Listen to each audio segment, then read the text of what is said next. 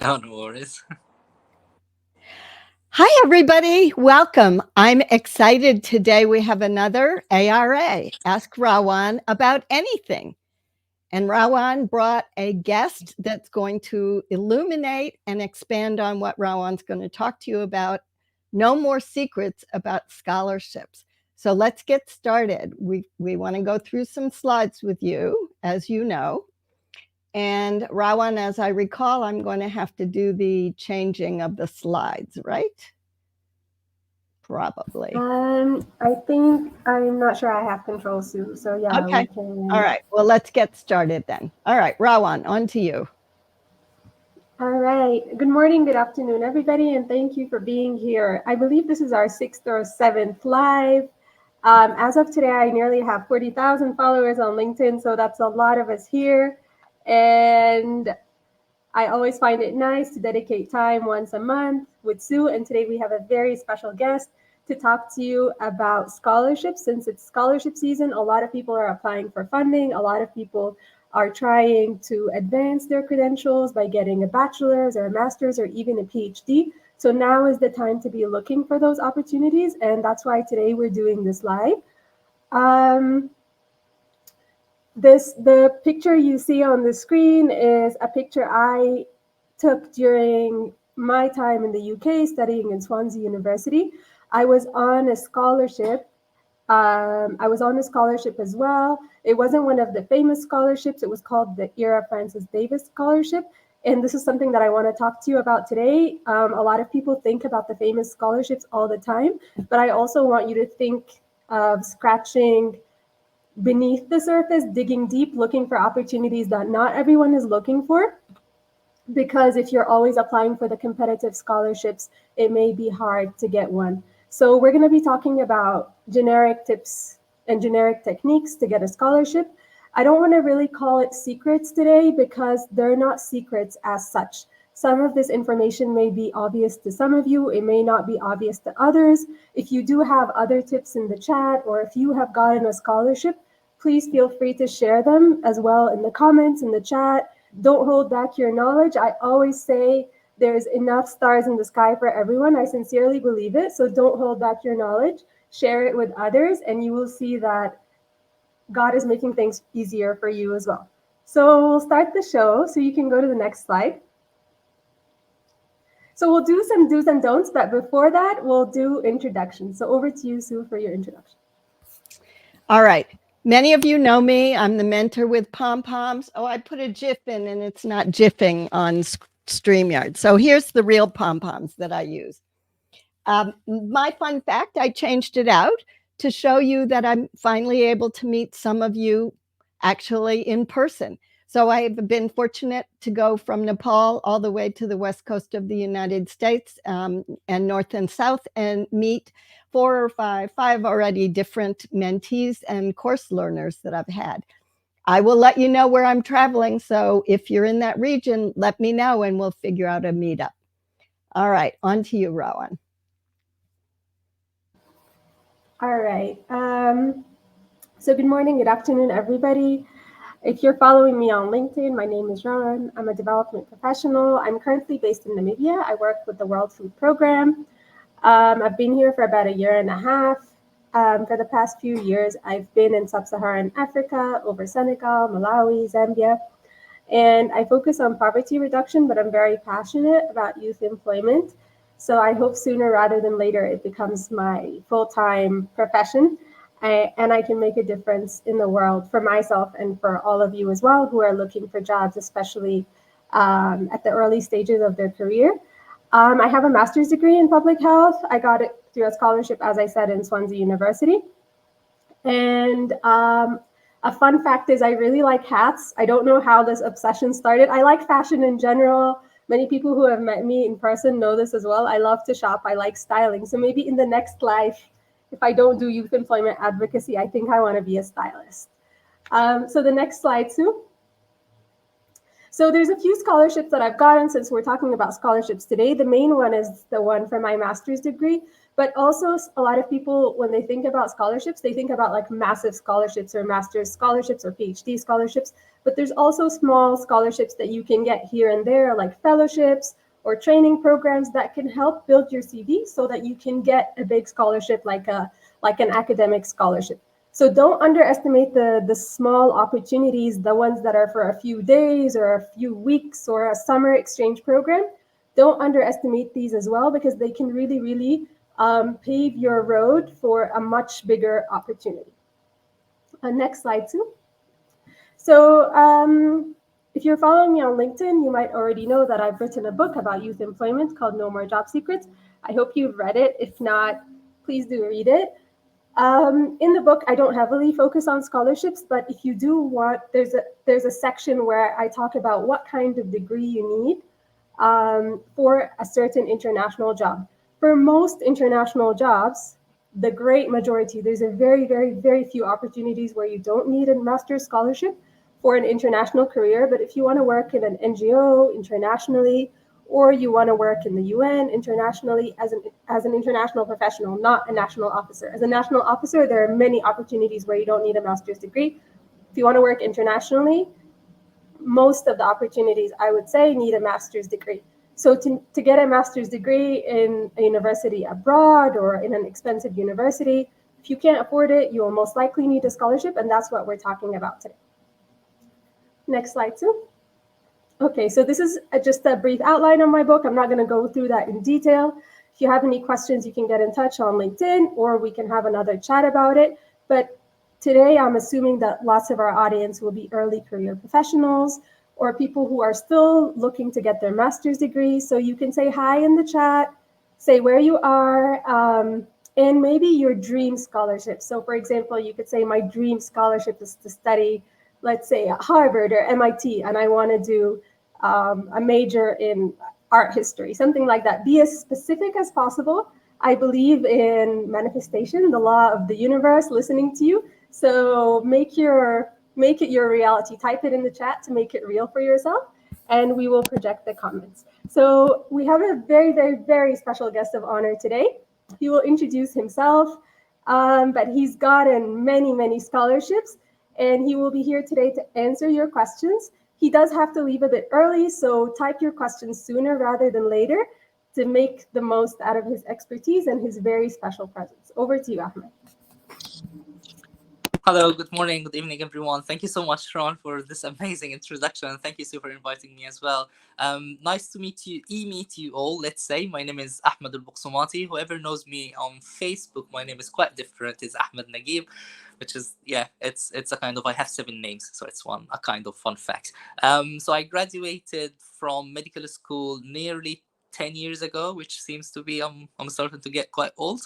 So I graduated 10 years ago from medical school and then worked directly with a kind of luck, and I can talk about it later, with the UNHCR directly after graduating in UN Health Program for Refugees. I spent there 2.5 years almost. I traveled in a kind of some emergency countries during that time, and then I got achieving a scholarship. I studied my Master of Public Health at Imperial College London. After that, I directly started to work again with the UN, but with WHO. So I have been ever since with WHO as a consultant in quality and patient safety, mainly around health system development in emergency countries and humanitarian settings.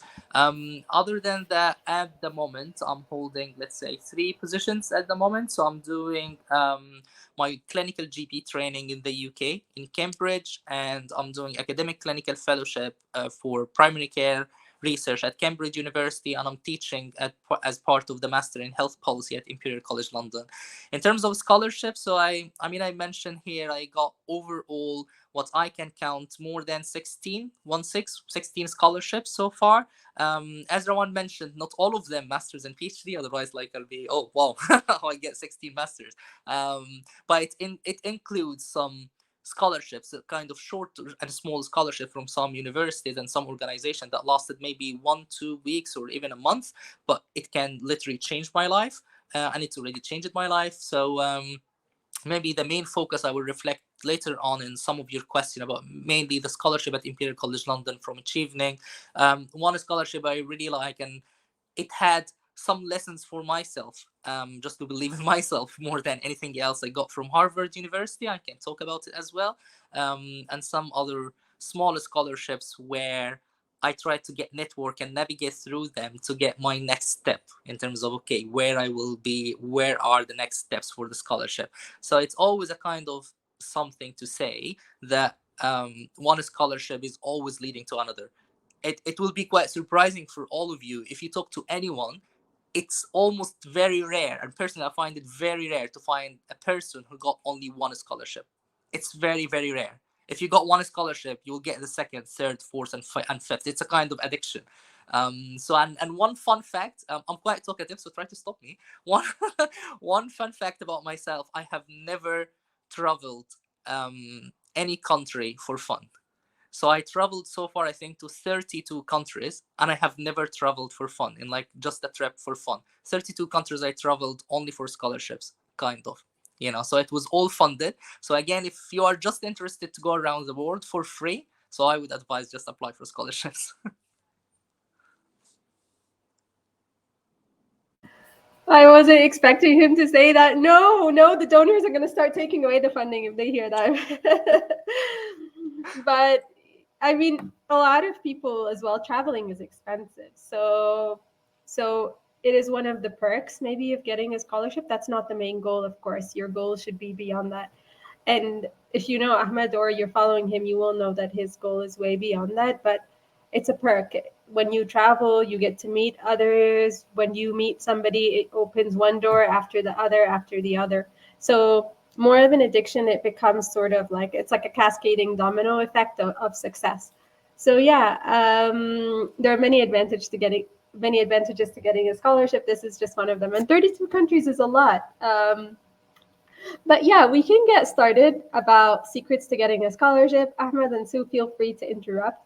I listed some of the secrets, I would say, or tips that I think are pretty generic and can help many others to get their first scholarship, I would say.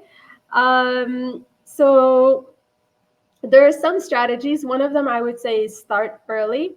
So I remember once when I was speaking to Ahmed a few years ago, he told me that when he applied for the Chevening scholarship, he had been thinking about it or preparing for it, not necessarily writing the application, but networking, reading about the scholarship for years before that.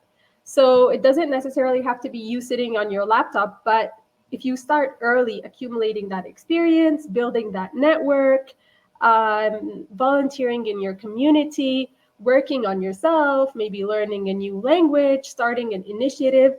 When it comes time to write that application, you're not going to be fumbling, looking for examples, um, making up examples even, or struggling to form a cohesive personality or a cohesive image of how you want to project to somebody that's reading your application.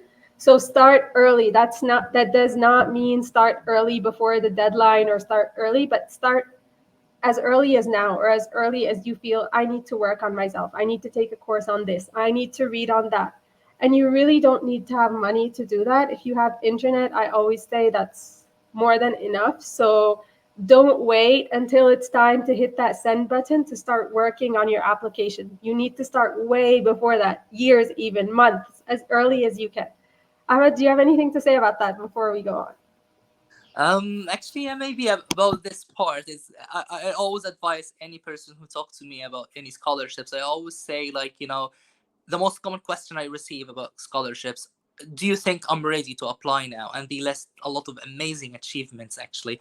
And the only thing I always say: you are ready, even before reading anything. Anyone attending today live session, you are 100% ready because you are already seeking the opportunity. You would never be here today except if you are ready. So more or less, I always believe, yeah, some people, when I say, oh, I got these number of scholarship, oh, he should be very smart. No, I'm totally not. I'm totally, totally not. I think I was just a kind of lucky, but not the name of lucky by the classic definition. The terms of, I know some people, when I very first start to apply for student scholarship, some people was like, yeah, I have to gain, like, that international experience first. I need to be very extremely fluent, like native in English. I need one, two, three, four. And then they spend their whole life preparing to be ready. And what I did, simply, I applied, I tried, because more or less all the scholarship, they are trying to find the ideal candidate which, or even for any UN jobs and that kind of things. They are trying to find the ideal candidate, which doesn't exist. They just get the best applying candidate, let's say. So about starting early, yes, start early. Think early about the scholarship. Get your network. Know people who got the scholarships before, talk to them, listen to that kind of live sessions, and then directly apply and try. Because the best practice ever is just to apply and got rejected. Once you got rejected, now you get 1 point and keep counting until you get your scholarship. Yes, and it doesn't really matter how many rejections you have. It's not a race. You only need one scholarship or one yes. So the scholarship Ahmed got, the Achieving Scholarship, I applied to that scholarship maybe 4 years in a row and I never got it. So had I just applied for this one, I wasn't going to be on this live chat right now. So you need to not only, it doesn't matter if you get rejected from one opportunity, no one's going to ask you if you got rejected from another opportunity. Nobody's keeping tabs on you. If you get rejected from one opportunity, they won't select you for the next. So don't get discouraged, and also don't self-reject. Don't say, I'm not going to get accepted, so I'm not going to apply. Don't be the person to reject yourself. Don't stand in your own way. Sue, I just want to ask you before we go on, are you sure we're properly live? Because I could see, I can't see the comments that are showing on LinkedIn on the live stream. Yeah, we've only had one, and it's a question more than a comment. So, yeah, I have the live stream up on my phone, and it's streaming. It's got the captions on it, and it's got the one comment. And now welcome Faisal from Nigeria. Let's show his greetings from him. We actually have 20 people watching live, which is great. Nice to know that. So yes, we are streaming. It shouldn't be a problem, and we're streaming on YouTube as well. All right, awesome. If you have any questions, do keep them coming, as I said, so that Ahmed could answer them sooner rather than later. The next thing is research thoroughly.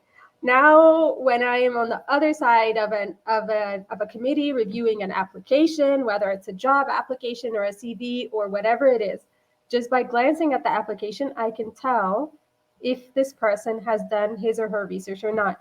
And it shows in an interview, it shows in an application, it shows it anywhere. So if you've done your research, you're not going to be saying generic information. You will not copy paste the same scholarship application here and there. Every scholarship is unique. So every scholarship will require different things, or they're looking for a certain X factor, or they're looking for a certain unique thing in the applicants that they want to select. So every scholarship has a style, to put it simply. In order to increase your chances of being selected for a scholarship, you need to research thoroughly to know what the style is. So if they're looking for somebody that has excellent leadership skills, you have to bring that out. If they're looking for somebody that wants to make a difference in the world, you have to bring that out. If they're looking for somebody that has very strong academics, bring that out. If they're looking for somebody, let's say, with good sports background, and you don't have that, then I don't really see the point in applying. So you really need to research thoroughly, because at the end, the scholarship is being funded by a donor or by an entity, and there's never a donor or an entity that just wants to fund everything. Even when you go work later on, if there's a development project, some donors will be interested in agriculture, some donors will be interested in employment, some donors will be interested in small and medium enterprises. So there's never a donor or an investor that's interested in everything. So you need to research thoroughly to understand what this scholarship is about, what these people are looking for. And if you do have these criteria, you need to bring those out. So you need to do your research. Don't just wing it. Don't just copy paste. It will show. So do your research thoroughly. Ahmed, do you have any examples about that? Or can you inspire people by a time you've done your research and it really showed when you were being interviewed or being selected? Oh, interesting. I think that was kind of surprising. I didn't prepare, honestly, example, but if I can reflect on that from some personal experiences, it's true, definitely what Rawan mentioned about, each scholarship is searching for something. If you just clicked on that bottom, okay, you just got that scholarship. But in practical wise as well, don't restrict yourself. I mean, be open-minded by the meaning of if your area of interest, let's say, is public health, pure public health, because this is like, my own experience, and then that scholarship is searching for a kind of, I don't know how, what example to say, but the meaning of even engineering, let's say, you know and you are so into the overall university or the overall program, actually. So public health itself, engineering can be part of public health, if you understand what I mean.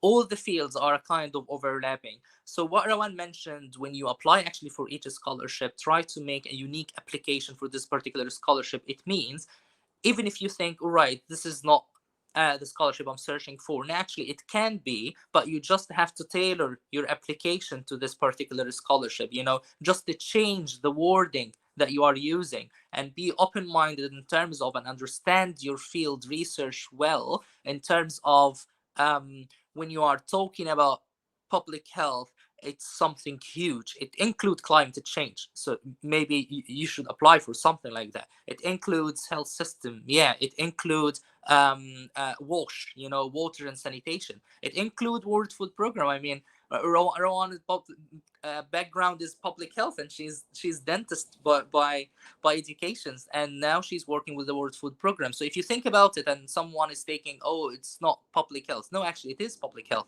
So it's a kind of, when you think about any scholarship, just tailor your application based on that scholarship. So I kind of be open-minded, but at the same time, don't waste your time in some scholarship that you're gonna be 100% not qualified for. As Ramon mentioned, if it's something like, okay, they are searching for someone who's athlete, and maybe taking one of Olympic medal, and you're not that person, then it wouldn't work. So just don't waste your time. Okay, thank you, Ahmed. Um, so moving on, there's something else that, there's two things actually. Ahmed was talking about career shifting. So for example, I shifted my career, and one of the best ways to shift your career is to do a master's degree in something else, because that allows you to move from one space or one field to another. You're no longer relying on your network or just experience, but you're relying on a solid qualification. So if you have made up your mind to shift careers, it's and you're certain that you want to shift careers, it's a great moment to think about getting a master's in that new field you want to leverage to.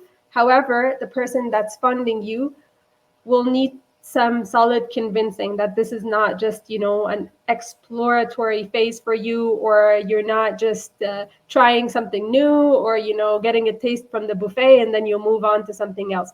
So in order for you to convince that person that you're serious, you also need to build your CV a bit in that direction.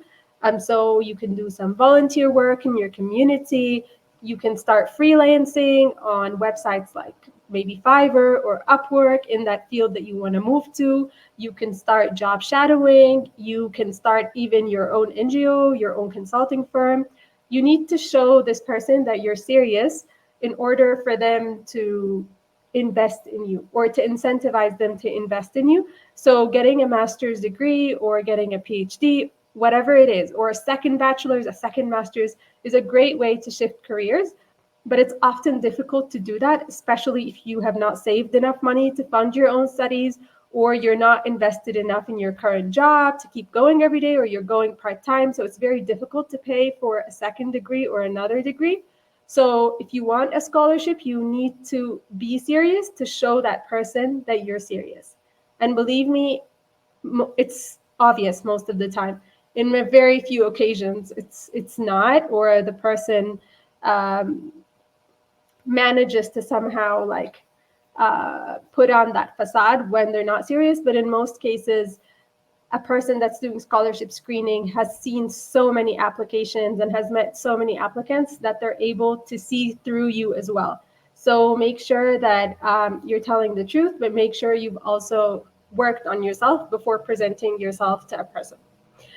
The number three is maintain strong academics. I just mentioned that because sometimes when you're applying for a scholarship, they require, especially if it's a master's scholarship or a PhD, sometimes they require recommendations from academics. Sometimes there are scholarships that are for people who have very strong academic backgrounds.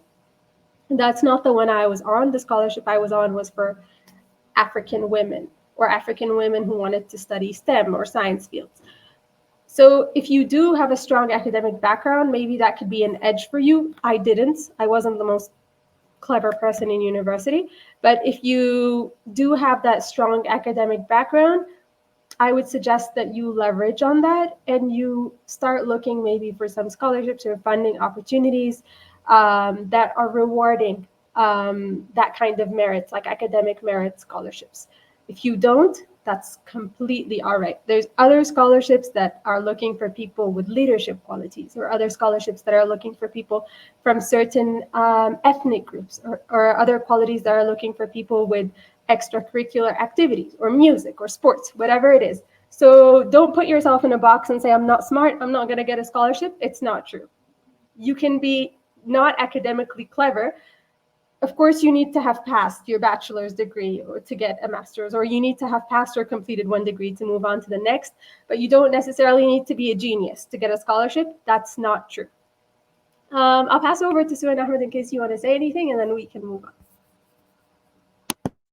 Yeah, the only thing I would add to this, just because it says maintain strong academics, is remember, once you're out of school, you can demonstrate that you're still keeping up with your field by showing conferences you go to, ways that you're doing continuing education, ways that you're using your experience. For example, maybe you're writing a newsletter or writing on a blog. There are a variety of ways you can continue to show that you're intellectually curious and you're doing your best to keep up with the state of the art in your academics.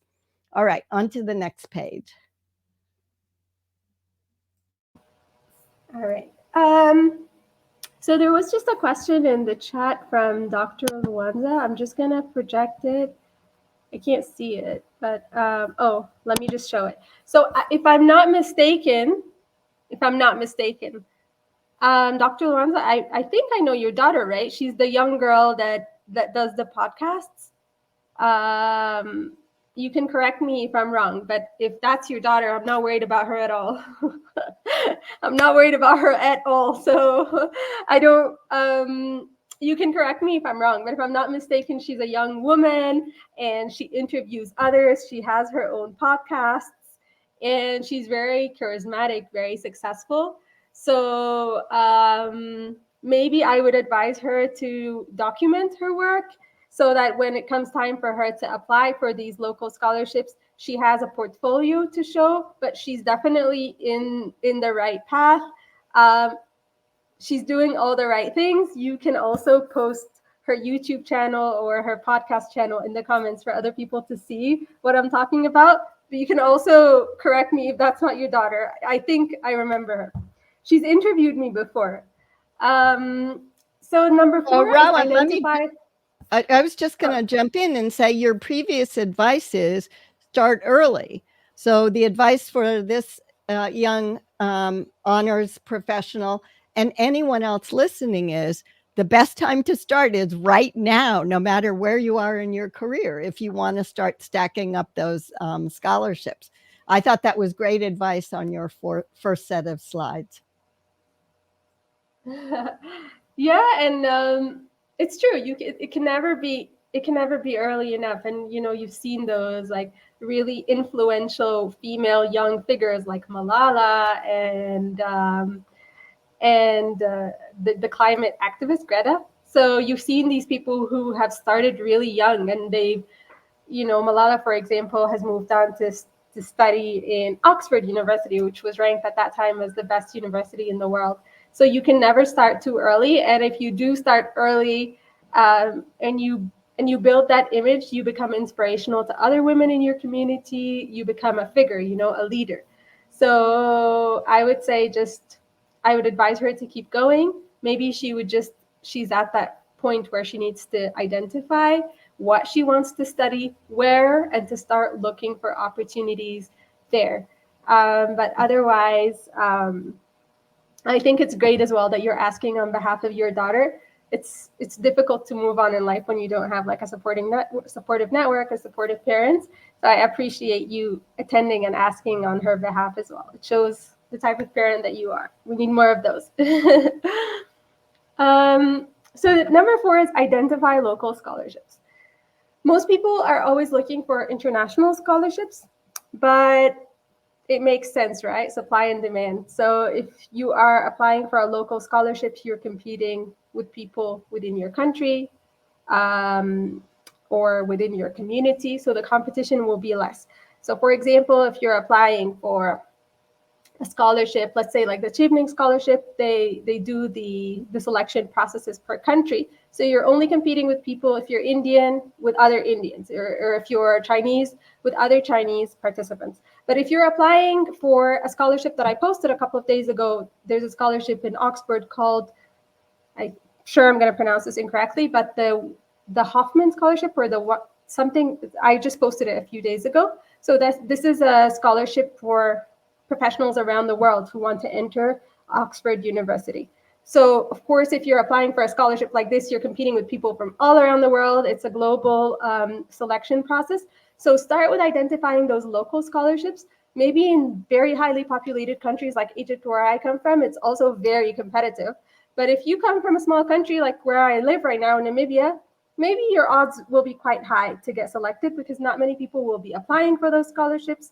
They might be selecting a higher quota of candidates from these smaller countries to increase the representation.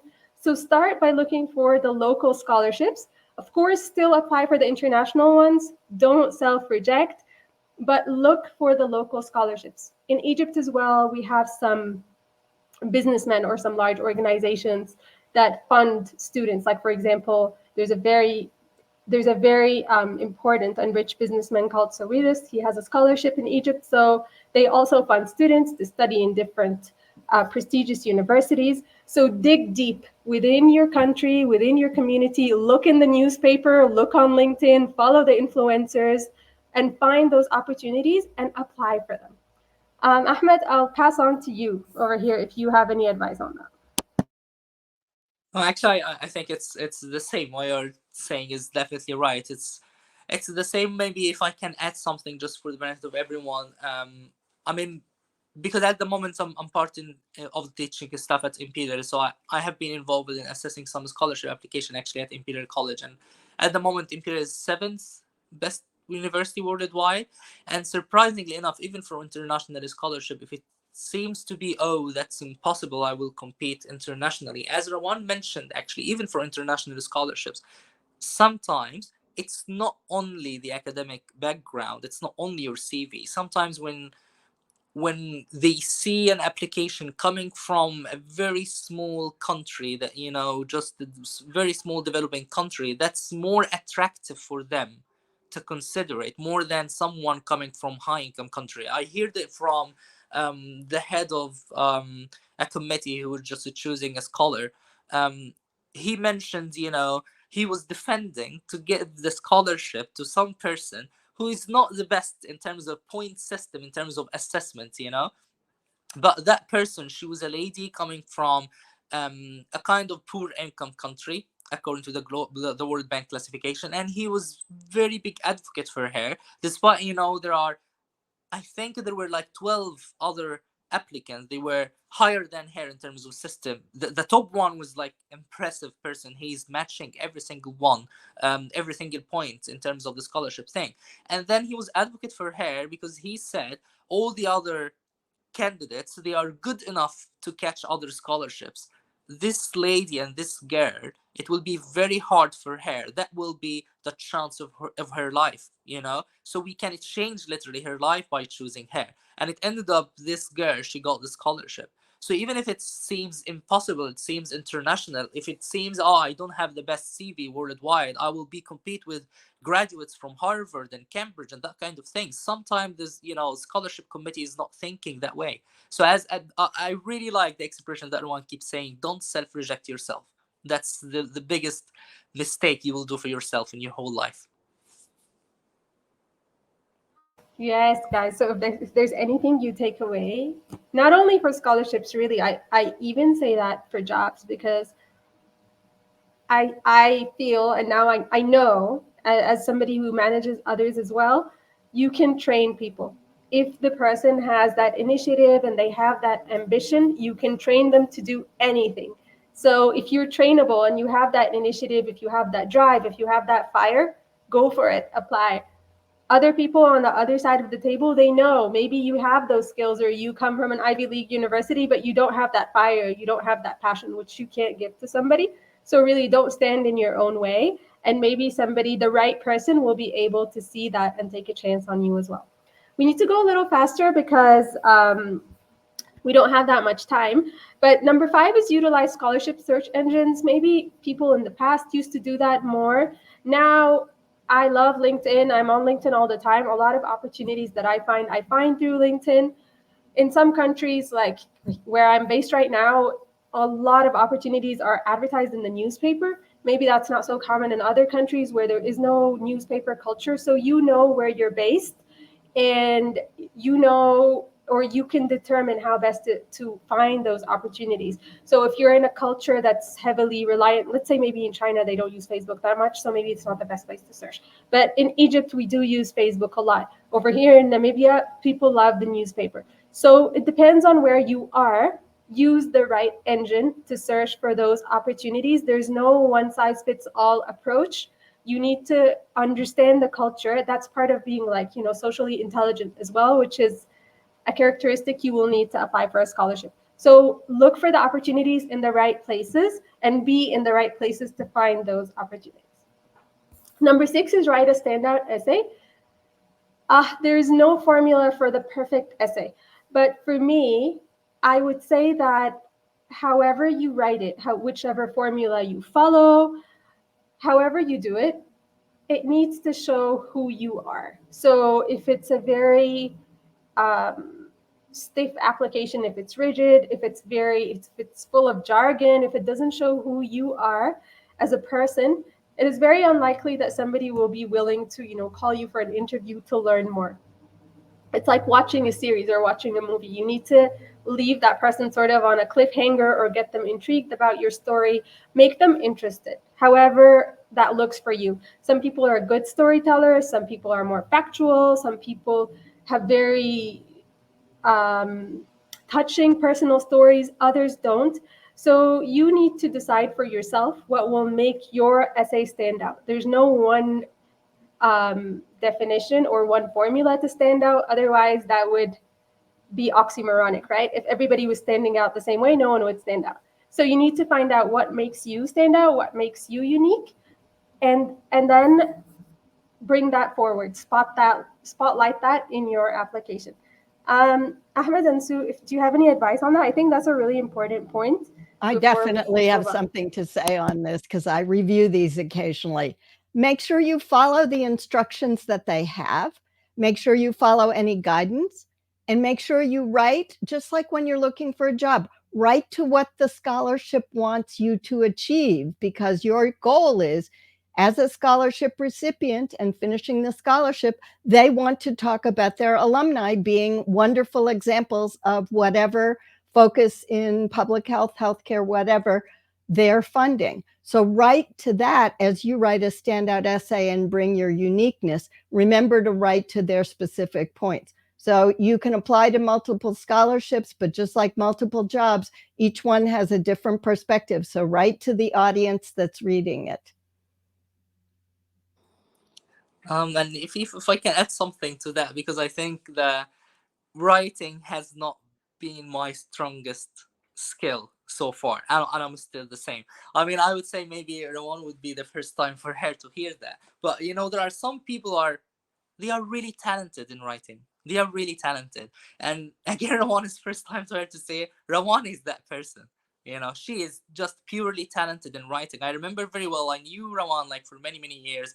And then the very first time to see actually what Rawan is writing was a draft from her master's thesis. She was like, what do you think about that? And she was really upset. Oh, I think, she was saying, I think, oh, this is really bad draft. And then I read it and I was like, wow, if this is bad draft, then I will fail my master. But I'm not that person. I'm not talented in writing essays. So how did I get all this kind of scholarship in writing essay? So I use like three basic advice I always say I did for myself, for anyone who's not talented like myself in writing, what I did to apply for any essay scholarship to prepare myself, be ready with three things.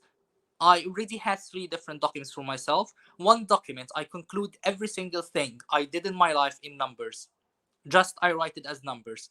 How many conferences I attended, how many trainings I attended, how many achievements I got. It's just numbers. Three times I did one, two, three. That 1, 2, 3, 4, 5. That's why I keep counting the scholarships. So just to conclude everything you did in your life in numbers, and I will tell you how to use it in an essay. The second advice is write 2 to 3 points as standing out points for you. What I mean, write three facts about you that is really, really astonishing. It's just amazing for anyone to say. For example, what I used to write in Achieving Scholarship, like as an intro point, oh, I was the youngest staff member in the UN Health Program for refugees in Egypt. That kind of thing. When I apply for a scholarship or anything, you should just write something very catchy to tell that person, I'm a serious candidate. Look at my essay, complete it until the end. So write this kind of 2 to 3 points that is standing out point for you, or make it longer. This is the second document you have always to prepare and keep updating. The third point is write 3 to 4 examples from your daily work. 3 to 4 clear examples of something you are proud of. More or less, try to make one example from your practical work about leadership. There is no application for any scholarship, I believe, without asking about your leadership skills. Write one clear example how to show your leadership. Another one I wrote always for networking. The third one is to show that I'm serious in my future career plan, which is something else. It should be a fourth document you prepare. Clear future career plan. By the meaning of clear, I mean very clear. In my achieving application, I remember when I was writing clearly by date and time and year when exactly I will do the next step. I will do by the year of 2022, I will be in that position. 2026, I will be in that position. So I was very clear, and then showing example that I'm already on track. I'm just not writing that out of the blue. No, no, no. I'm in track for that kind of purpose.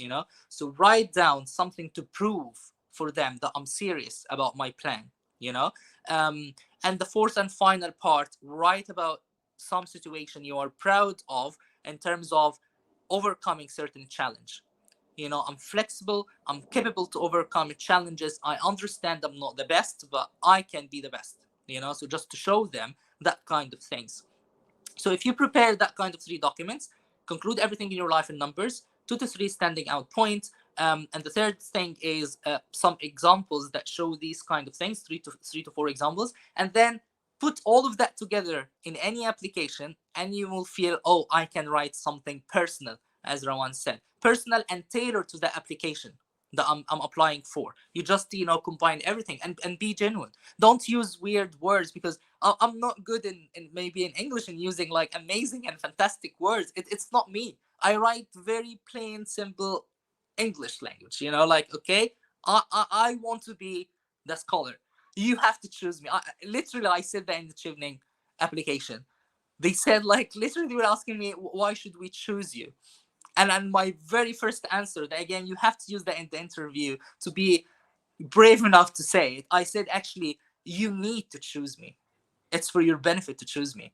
And I was like, yeah, sometimes it seems arrogant, but you have to put it in context. You have to have a full answer. But that kind of shocking answer, shocking words, it just caught attention, because those people have been interviewing people like for the last 2 or 3 hours. These so amazing people. I'm not the best, but I have to shock them. I have to, like, like cardiac shock for them. Like, wake up. You are talking to someone different. I'll talk to you about me. And then, like, you keep going. So that kind of attitude is a skill you have to learn, and just be prepared. So again, if you prepare these documents, I'm sorry if I talk too much in that point, but because it's very important.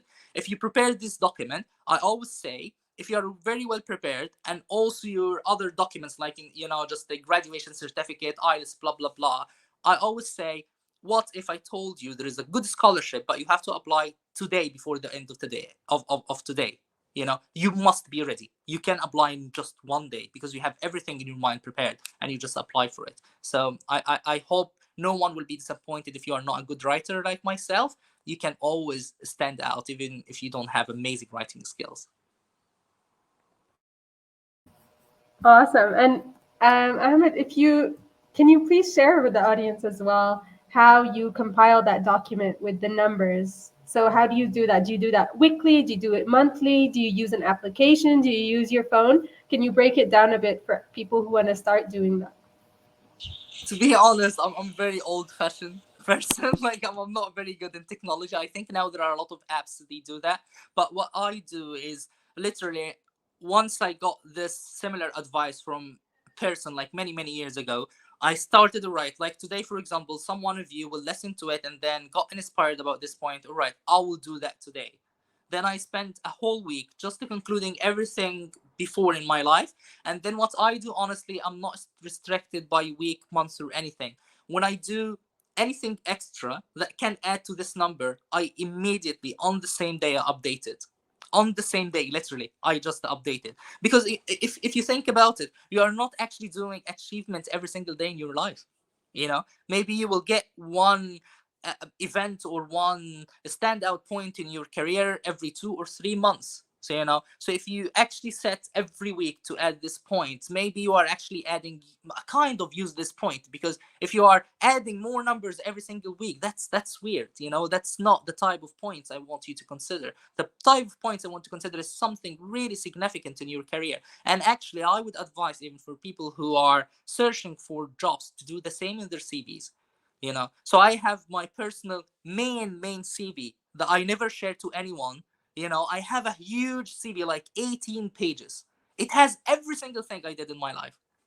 But then when I share the CV for any job or something, it's 1 to 2 pages. So I pick what is relevant. But literally, if I didn't update that huge CV, I wouldn't remember anything when I apply for any job. So that just, don't exhaust your memory and your mind. Just update everything, have your background document. And something funny, I don't do it. I do all these documents all offline on Word, which is something so stupid. So my wife keep telling me, like, you have to upload all of these things like in an online drive or something, because if my computer is crashed, I'm dead. Like I don't exist. I have no idea what to write. So just to try to keep it in a safe place, I have it in too many, USBs. It's quite messy when you keep drafting, and then you will find actually that folder in mine, like draft and then a date, and it's too many documents, because I never delete the previous one just in case something crashed. So I think, yeah, the updates, just do it regular, make it as a habit. And by time, actually, even if you listed too many points and too many numbers, by time you will realize, right, now I'm in the stage that this point will not be very significant. And maybe I saw Rawan before posting something about it on LinkedIn, and I really liked it, in terms of when we start our, our first scholarship application or anything. If you saw it, you will find a lot of volunteering activities, a lot of it. Like, I volunteered as academic member staff in 123, something very local, because this is the biggest achievement I did so far. And then don't feel disappointed, because that can get you the first step. But later on, once your achievements starting to build up, you will find that kind of volunteering thing, or the simple small thing, you don't have really to mention, because you have bigger thing to show up with. So just to start with the minimum, don't feel disappointed. This is the very first step for you. So just do it, and it's the same for jobs as well. I never differentiated and feel significant difference between a scholarship application and job application. It's all the same concept. So just, yeah, try to do your best. Awesome. So I learned a lot from that as well about documentation. Sometimes I use LinkedIn as well to update when I do a new course, or when I want to add something in my life. I would also just warn you, be careful when writing a scholarship application to write things that are not necessarily not true, but don't use, like, I don't know what to call them, like theatrical credentials. Like, for example, if you do a 1 hour course on MIT learning, don't say I'm an MIT graduate, because you lose credibility to the person that's reading that application.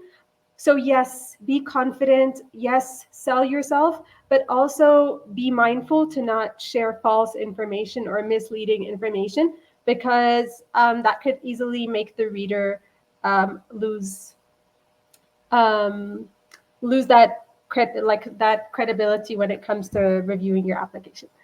Um, some more tips before we go. Like, if you have questions, feel free to add them. We don't have that much time left.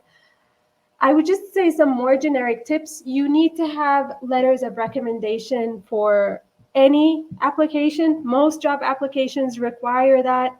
Most scholarship applications require recommenders as well, because as humans, we believe, like, it's hard to believe somebody's speaking about themselves. We need that other voice, or that other leader, or that other voice saying, yes, this, they can attest, they can verify what you're saying. So you will need to have strong letters of recommendation. By strong, it doesn't need to be the biggest person in the organization, but somebody that has a strong relationship with you, that can speak about you well. So don't go to the dean of your university if they know nothing about you. They can't speak about you. They can't say something special to convince that person.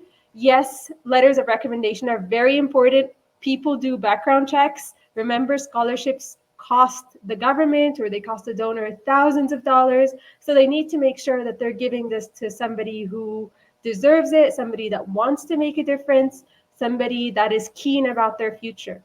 So have a strong relationship, I would say, with 3 to 5 people in your network that you can call, even if it's a short notice, and they can help vouch for you. That's very, very important.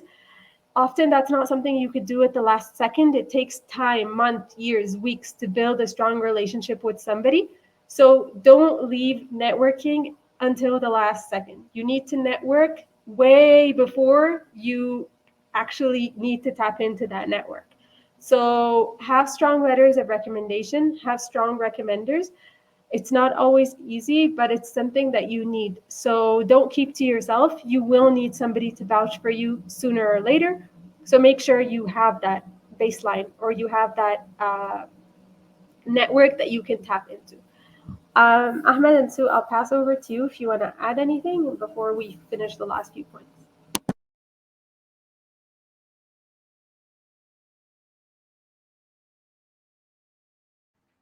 I think we can keep going maybe until we finish the main slide, just to leave chance for general comments and questions. Okay, so there's some like generic tips, like applying for numerous scholarships. We covered that. Please don't apply just for one, even if you were very sure. Try to apply for more than one scholarship. I would say at least 3. So try to identify maybe the scholarship of your dreams. If you want to apply for scholarships like big ones, the famous one like Chevening, if you come from a Commonwealth country, there's also the Commonwealth scholarships. There's Fulbright scholarships if you want to study in the US. So you can apply for those big ones, but dig deeper. And let's say if you're really keen to attend a certain university, then maybe apply for scholarships within that university. Try to apply for, I would say, at least 3. If you have the bandwidth to apply for more while still keeping that level of applications high, for me, the quality is way more important than the quantity. But at least try to have 3 so you give yourself a safety net. Another tip over here is that you can defer. Sometimes a lot of universities, especially in the UK, allow you to defer offers of acceptance. So let's say I got accepted in 2023 to a university, but I don't have the money to fund it. I can tell them, please defer my acceptance to 2024. And in that year, I can zoom in only on applying for scholarships. I know a few people that have done that, and it served them well, because now their attention is not divided between like applying for a course and applying for scholarships. So if you feel it's going to be way too much for you, maybe apply this year. Let's say for the universities, try to apply for scholarships. If you're getting offers of acceptance, don't just let them go. Write back to the university and tell them you want to defer your acceptance. Most universities will let you do that. Not all of them, of course, but most universities will let you do that. So if you want to do that, make sure that you have that option in your back pocket. I think if I can add a kind of just, if you allow me to add a practical example to that, because this is, I think, very important point. Yeah, I always try to highlight to anyone ask, what I would recommend.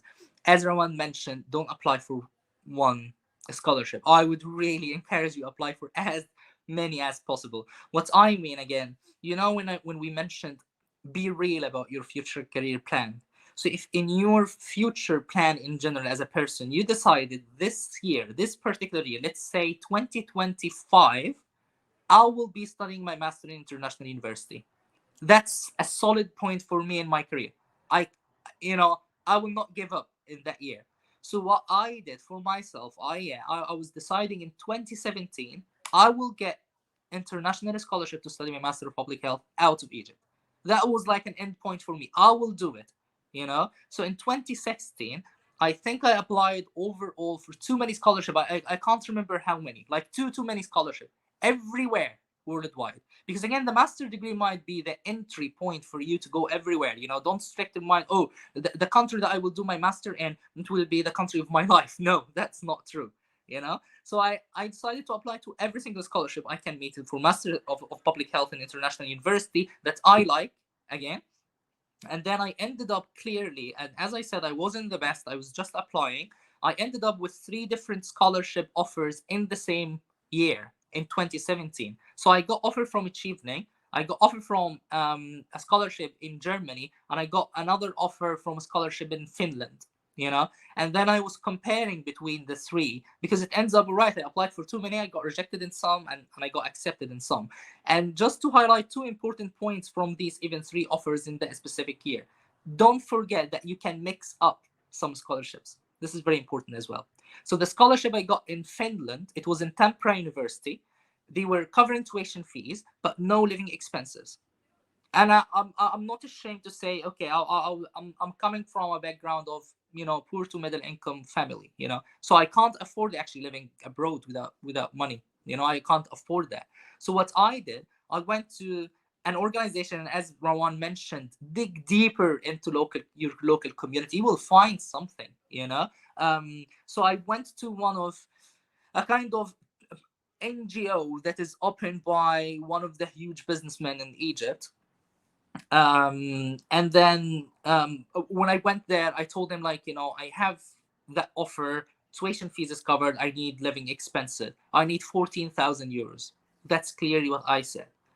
And then I was like, oh, that's weird, sometimes we provide but not that amount of money, and we don't have the opening now for the scholarship. I said, like, I really need it and that kind of thing. If you can allow me actually to speak to someone higher in position or responsible, maybe I can convince them. Clearly, I swear I just said it.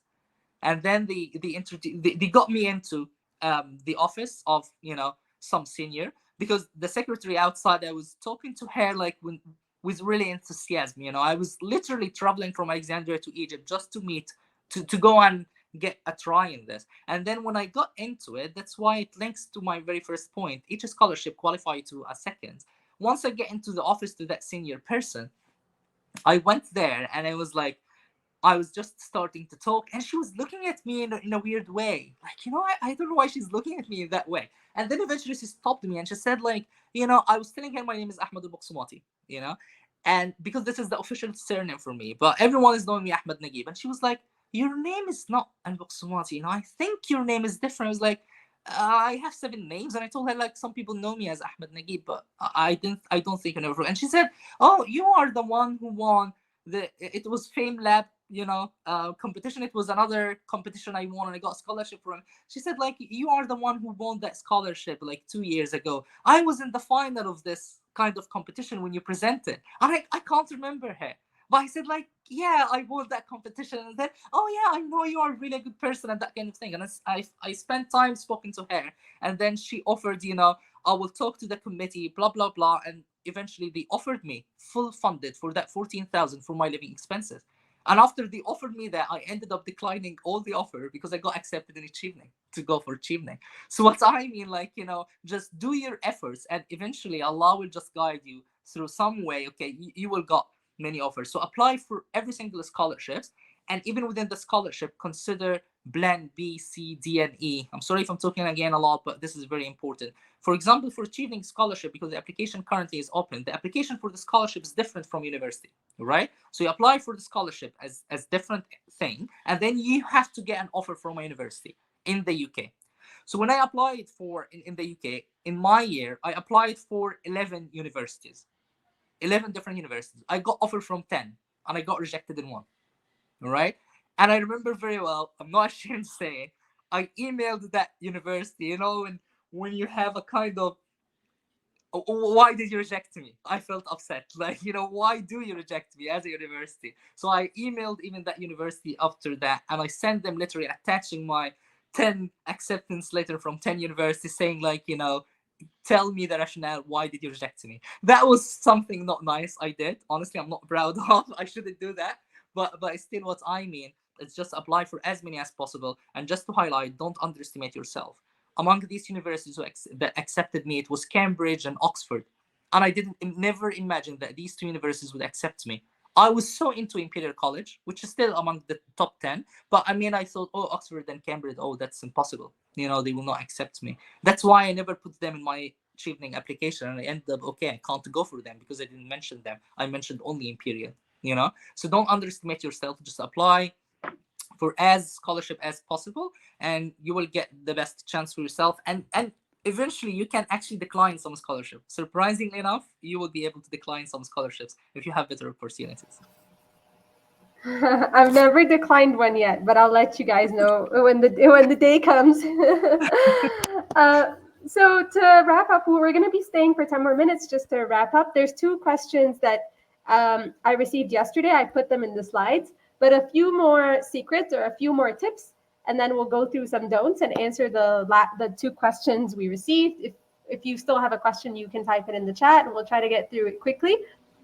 The few more secrets, we mentioned them right now, so please show your Rawan, personality. before you go, I just wanted to check. Ahmed, you need to jump off in 1 or 2 minutes, right? Officially, yes, but if it's only 10 minutes, I can run because I have a hospital shift, yeah. So I can Oh, run like 3:15 UK time. So I have 15 okay. minutes. All right. Then I'll let you and Rawan manage it. I just wanted to thank you for the very valuable perspectives. And I'm going to summarize the comments you gave on how to assemble those documents. And my recommendation for you, tell your wife she's right. You got to do it online, and I'll show people a model of how you can do it. Perfect, thank you. Ahmed, another thing is if you don't want to use Google Drive, I email things to myself. So in case my computer crashes, I write. So yeah, if you want to do things the old-fashioned way, just email yourself. Hopefully you can remember the title of the email because I forgot Yeah. how to search for it.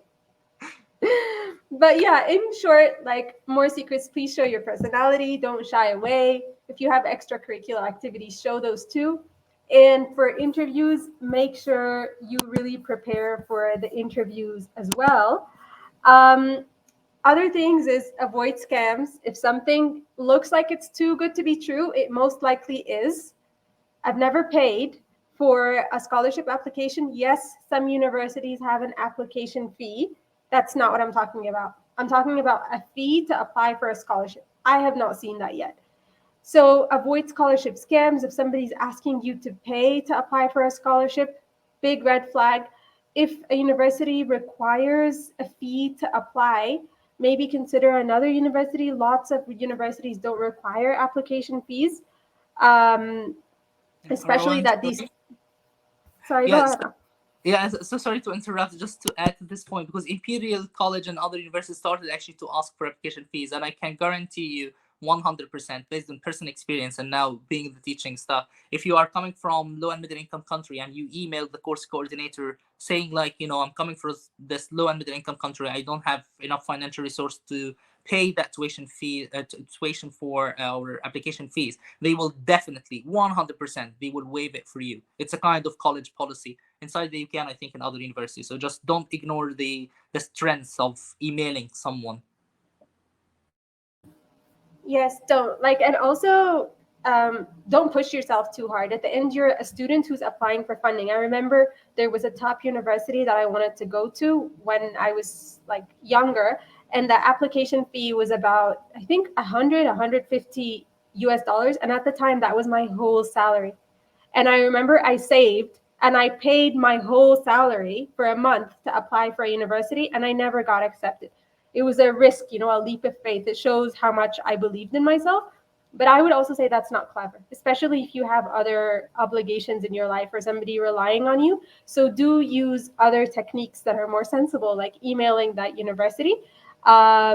and asking if they can waive that application fee, looking for maybe other sources where you can fund things like an application fee. Like, for example, the route Ahmed mentioned of going up to an NGO as part of their corporate social responsibility. Maybe you can ask them to help you fund something like your TOEFL or your IELTS or an application fee, especially if you're asking for a small amount of money.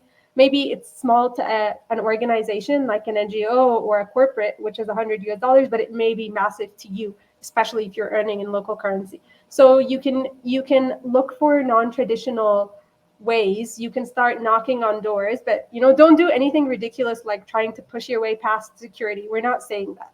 Be sensible, but also be bold, be courageous, believe in yourself. Keep records. Ahmed mentioned that. Sue's going to also tell you how to do it, and be persistent. If there's anything that we missed, you can mention them in the chat. Some don'ts. Don't lie. Don't be fake. Don't submit your own recommendations by making fake email addresses. You're going to get caught. Don't wait until the last second. Don't postpone documents like your transcripts or your IELTS. And don't only apply for, Ahmed mentioned, for example, that he got accepted to Cambridge and to Oxford, but he didn't mention that in his application. So don't, restrict yourself to either super high top ranked universities or middle universities or low universities. If you're applying for a scholarship that allows you to apply for more than one university, I would say put your top dream highest ranking university as your number one. Your two should be something middle ranged where you feel comfortable that you'll get accepted, and three should be a safety net, not your dream university, not somewhere ideally where you want to go, but somewhere you feel very safe, where they have a very high acceptance rate. So diversify. Don't limit yourself to a certain category to cast a wider net. I think that's it for the main slides. There's a question from Nancy. I don't really understand it. How we can find funding for a scholarship? A scholarship is funding, Nancy. So it is the same thing. So you don't need to fund the scholarship. The scholarship funds you. It funds your studies. So that's what we're talking about today.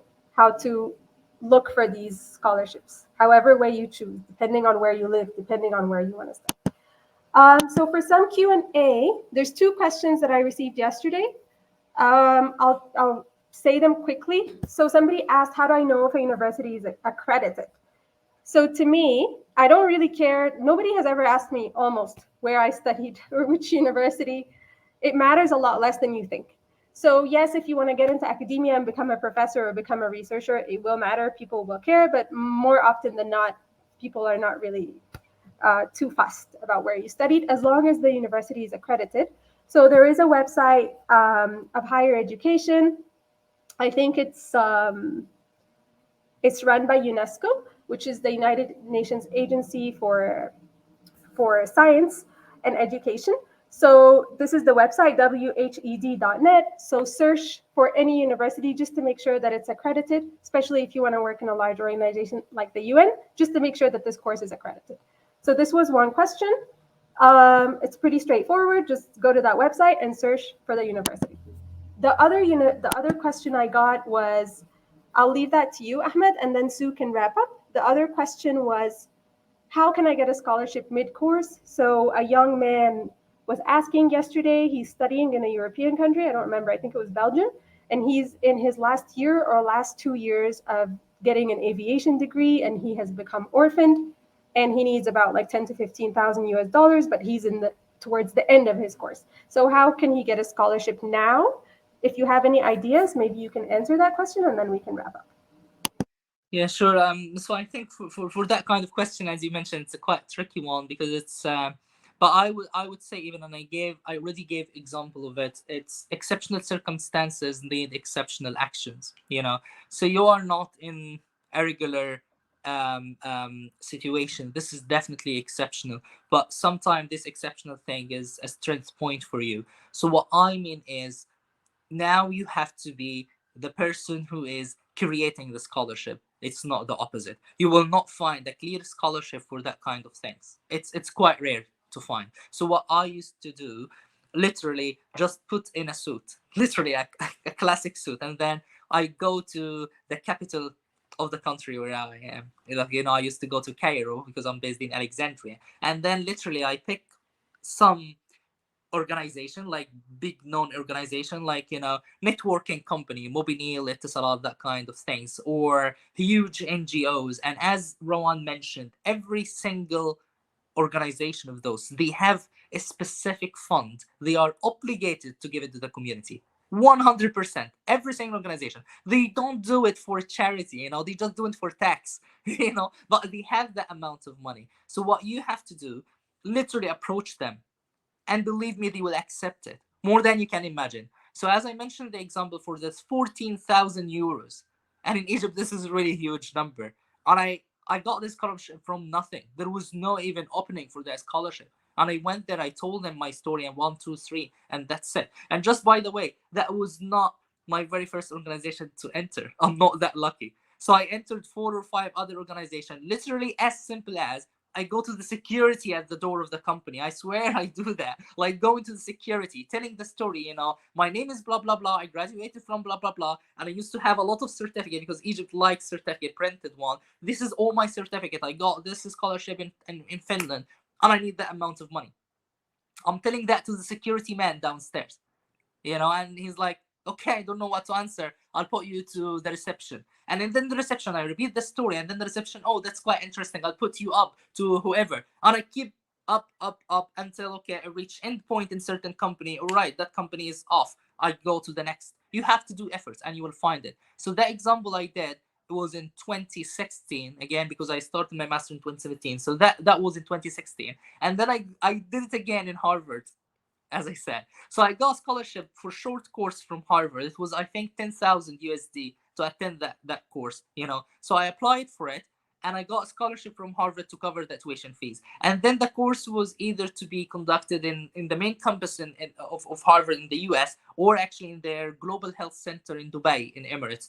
And I chose, because I have some friends in Dubai, I chose to go to Dubai. But then I didn't have enough financial resources even for the flights. So what I did, I literally emailed Emirates Airline, telling them the same story I used to tell. Like, I got that scholarship in Dubai, and I don't have enough financial resources to secure my flight ticket, and I'm asking if there is any kind of support. And they give me 75% discount. I paid, I think, equivalent to £50, 50 Great Britain pounds, I think, for direct flight from London to Dubai. And surprising enough, people saying like, oh, Emirates Airline, if I think if you breathe more in the flight, they will charge you. But eventually they accept that. Even I'm not ashamed that, you remember when I told you about the Tampere University thing?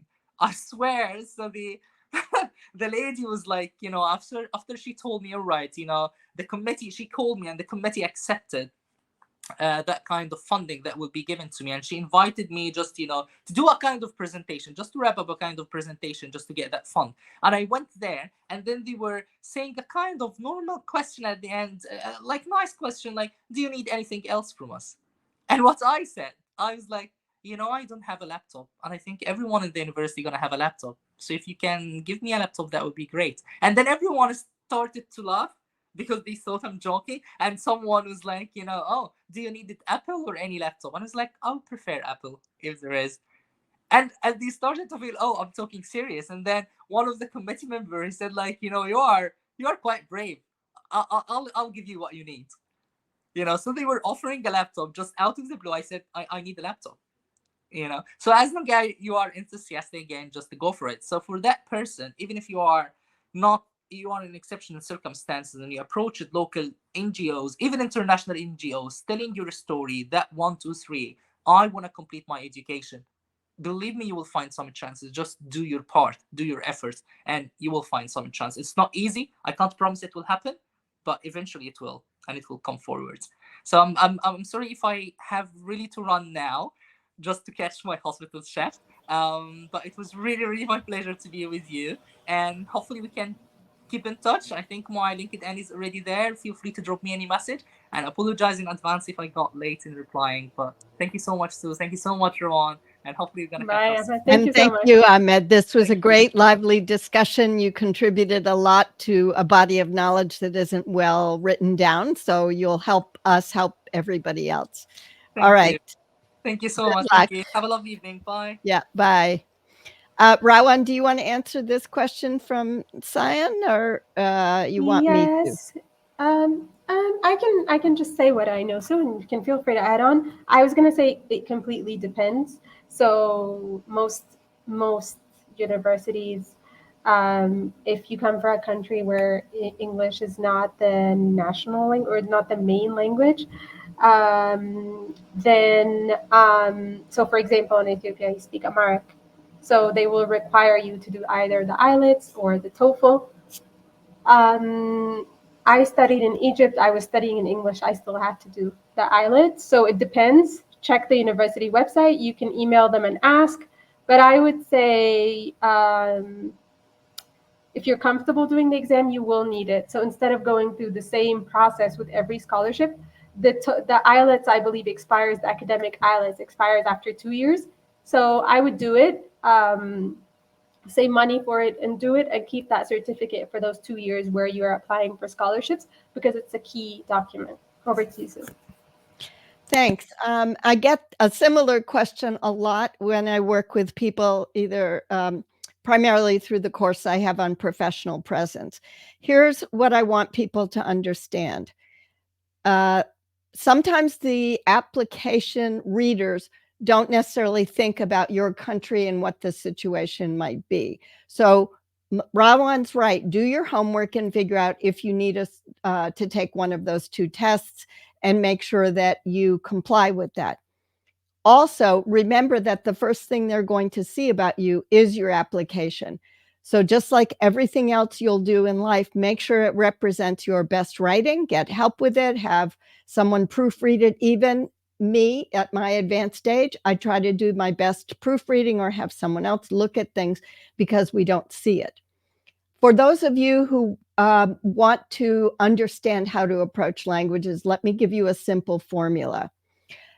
The way in which you describe language is professionally proficient, meaning because there's three parts to, for example, English: speaking it, writing it, reading it. So if you're being asked to demonstrate that for a job, you need to say, yes, I can work in this language. So don't just say I speak English. But Rawan referred to this. Many countries have an official language, and then you have your native language. So you may be native in one or more. I know there's countries with 5 or 25 languages of different areas, but the government may choose a working language. You may go to school. For example, in South Asia, I know pretty well, a lot of the schools start English from very beginning. So they were basically, when you get into school, you're basically native at that point. And I tell people, if the language of instruction, if the language of your government is English, you can use those words also in your application to amplify that. On top of that, then you begin to describe how and in what way you've used it. So make sure when you apply for an MPH, some of your evidence, part of your personal essay, make sure resume, long CV, short CV, whatever they're asking for, includes the way that you've written things. Have you written a thesis? Have you written reports? Some of you come with work experience. So the way in which you can demonstrate writing skills also makes a difference. All right, that's it for me. I see more questions coming in. Some people have been joining, so I'm assuming that timing shift is now making more people come online, which is great. But we are going to have to close. So Rawan, I'd ask you to make your final remarks and then I'll close. And those of you who don't have, there are two of you, Fatima and Titus, put some questions in. Rawan and I will try to answer them in the comments after we finish. All right. Thank you, Sue. And thank you to Ahmed for joining us today and giving his great tips. In summary, I would say that if you want a great scholarship, then you have to have prepared greatly. Don't self-reject. And if you have extraordinary circumstances, that means you need to step it up and put in that extraordinary effort to really stand out. Don't let anything get in your way. I remember when I was first applying for a scholarship, when I was applying for a scholarship for my bachelor's. Although eventually I did my bachelor's in Egypt nationally, I didn't have a computer. So I used to go to the Ahmed East, which is a center where you do the TOEFLs and the English exams. And there was an extra computer in the building that they let me use to type in my essays and stuff because we didn't have a computer at home back then. That was like 2008. So really, don't let anybody stand in your way. Don't stand in your own way as well. Go to a cyber cafe. Use whatever you can, apply, and people will be able to see through that effort. And the right opportunity is seeking you just as you are seeking that opportunity. So just be inspired, be motivated. We're just like you. We're both Ahmed and I are basic, you know, um, I would say students who just tried a bit harder, and we got the opportunities that we got because of that. So just be inspired, be perseverant, and know that that opportunity is waiting for you. That's great. And for Titus, I should have mentioned, if you missed the first part of this, as soon as we end the live stream, you'll be able to go back on LinkedIn or on YouTube and watch the replay. Ahmed actually addressed, and so did Rawan, chances of getting a scholarship, how to increase your chances. There was a long discussion towards the middle of it. So go towards about 25 minutes in, and you'll be able to see a lot of that advice. We did talk, Fatima, about how to write a good essay. That sounds like a letter of intent. You may find also there's a lot that we discussed on that. Most of it was Ahmed and Rawan with occasional chiming in from me. Thank you. This was a very lively Ask Rawan Anything, and stay tuned for November, and we'll have another lively topic and probably start finding more and more guests to bring into. Thanks very much, everybody, and we'll see you next time. Bye.